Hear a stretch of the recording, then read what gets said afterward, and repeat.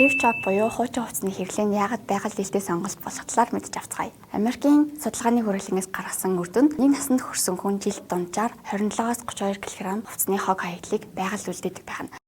Харин Дэлхийн нөөцийн хүрээлэнгийн мэдээлснээр нэг даван зам зөвлөлдөхөд 2700 орчим литроос зарцуулдаг бөгөөд нэг жинс өмдгийхэд ойролцоогоор 10,000 литроос зарцуулдаг. Энэ нь нэг хүн 900 оног уухад хангалттай хэмжээний ус юм. Мөн хувцс үйлдвэрлэлийн салбаар дэлхийн нийт мөрсгөчлийн 10 гаруй хувийг илгааруулдаг байна. Энэ мэтчилэн бидний өмсдөг хувцсыг бүтээхэд түүхийд эрчим хүчний зардал, боловсруулалт, тэрвэрлэлээс илрэх хөлөмжийн усны хэрэглээ, хөрс, ус, агаарын бохирдол болон хог хаягдлагыг асар их асуудлыг бий болгодог.